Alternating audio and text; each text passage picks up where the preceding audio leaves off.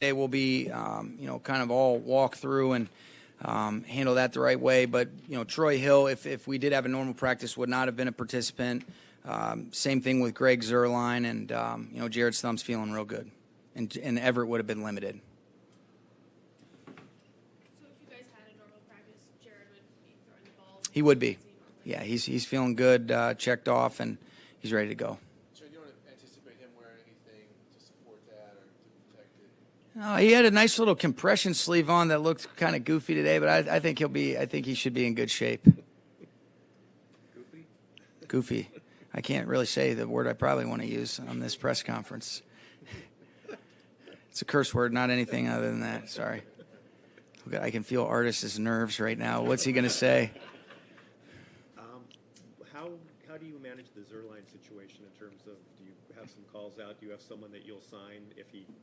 Yeah, we'll have some guys that that have recently. We've got a couple names. Bones was on top of that right away when the situation came up, and if we do feel like it's going to be something that we anticipate, maybe he can go, maybe he can't, we might end up keeping somebody that's, close by overnight, or we might end up having to sign somebody later on in the week if we make the determination that he isn't able to go. But that's not what we expect, but we will have some guys coming in here on Thursday night.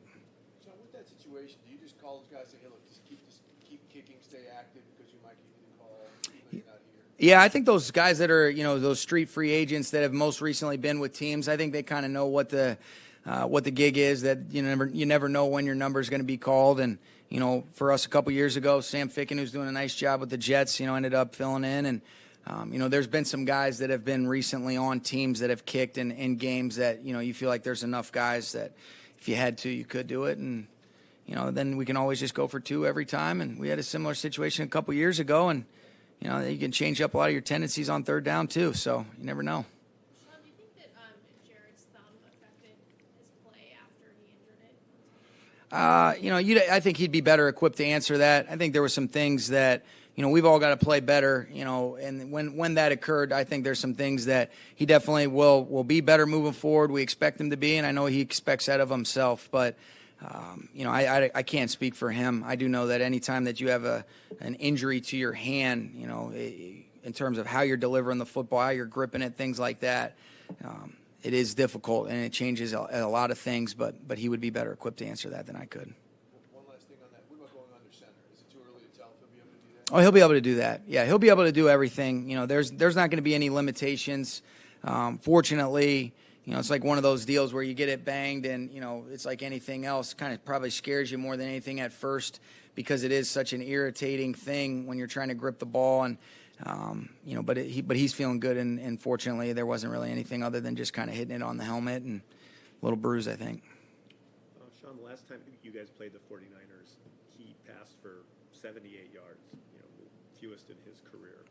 When you look back at that game, what was happening with him, and was that just kind of an aberration or what? Well, they did a great job. They're a great defense. They're one of the top defenses in the league, and they've got, one of the better pass defenses, arguably. And, you just look at the numbers, they're up there in league history. So they've done a great job. I think there's some things that we've got to do a better job of. We were able to get some runs off in that first drive, but all in all, when you look at it, they did a great job getting after us. There weren't really many positives other than those first 7 plays on that first drive. And, Darryl had a couple big runs, but when you get stopped, when you're on the 6-inch yard line and then you fumble the opening play coming out of the second half, it's tough to beat an excellent football team like this. But hopefully we'll have a better showing, but we certainly know what a great challenge it'll be because of, what a great job Rob Saleh does leading the way, and then all the great players that they have executing the scheme.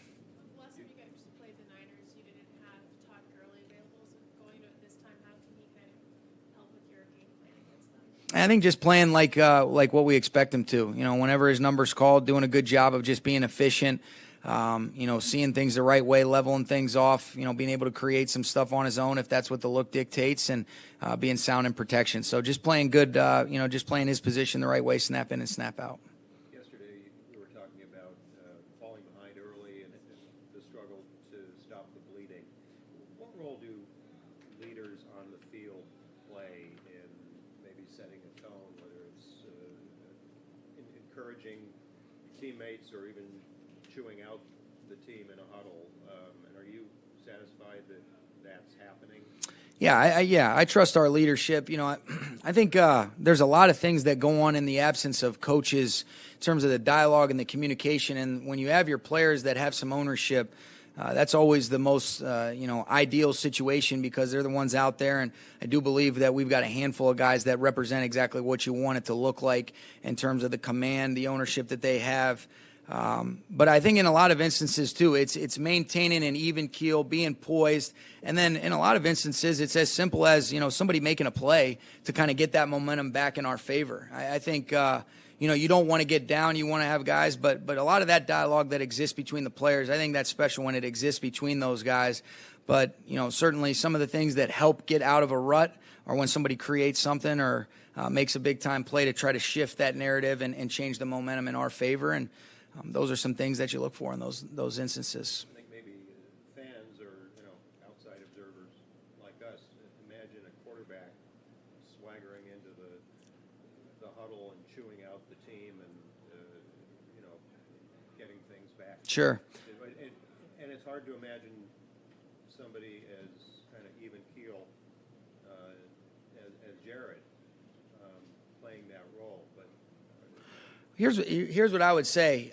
You say that, I think that's a good thing. I think, number one, you got to be yourself, because I think that resonates with your teammates and the people you work with more than anything else. But I have gotten some good glimpses that I wouldn't have known otherwise when he's been mic'd up, in the huddle, because there's only so much that you see. But when there's a communication that goes on in a dialogue in the huddle, the command, the ability to kind of reach and connect with guys, I think there's some pretty impressive things that are true to his personality that get what the intent is of kind of what you're asking done.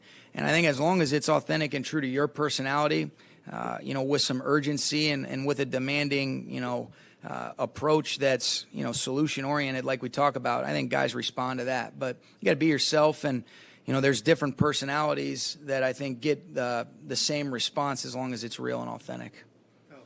Said something interesting about Jared on the conference call this morning about how he's really good when the team is on and how it's imperative for a defense to put pressure on him and make him do things himself.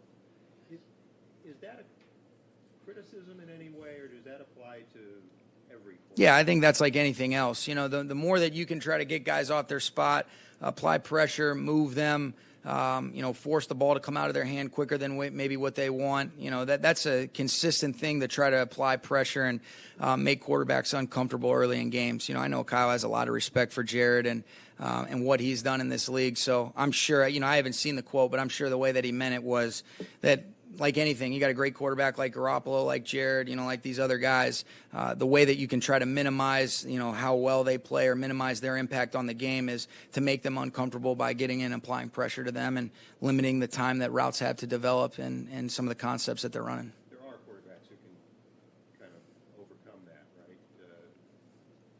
Yeah, I would say this. I mean, there's different ways of being able to create off schedule. I think you look at the way that Tom Brady has consistently done a great job creating off schedule by his ability to move and manipulate within the framework of the pocket. Might be a little bit different than some of these other guys, whether you're Mahomes, Rodgers. So I think it's all about, all right, what is their skill set? How do they maximize their skill set when things do break down? And certain guys have the ability to extend plays outside the pocket, but then there's also an element of extending the play in the pocket by feeling, negotiating a rush, or having a great feel for where your quick element throws are. And all the great quarterbacks usually have a feel for that. And whether you're a guy that's kind of break and contain and running around, or those are things that I think you see consistent, is having an awareness of where everybody's at, knowing where your quick element throws are when things condense in the pocket, and just having a natural feel while keeping your eyes down the field.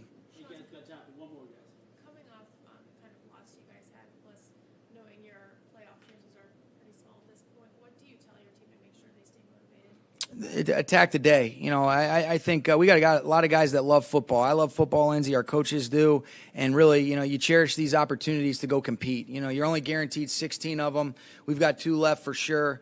And no matter how this thing shakes out, I think what we've talked about is you're not going to have any regrets as long as you go for it and you go compete to the best of your ability. And I trust that's what we're going to do. And, at least you're saying maybe you give yourself a chance, but even if we weren't in it or even had a, chance of continuing to play afterwards, we got an opportunity to go get our 9th win. And like I said the other day, there's a lot of prideful guys. And when you love what you do and you love the people you're doing it with, you want to make sure you do right by them. All right. Thank you.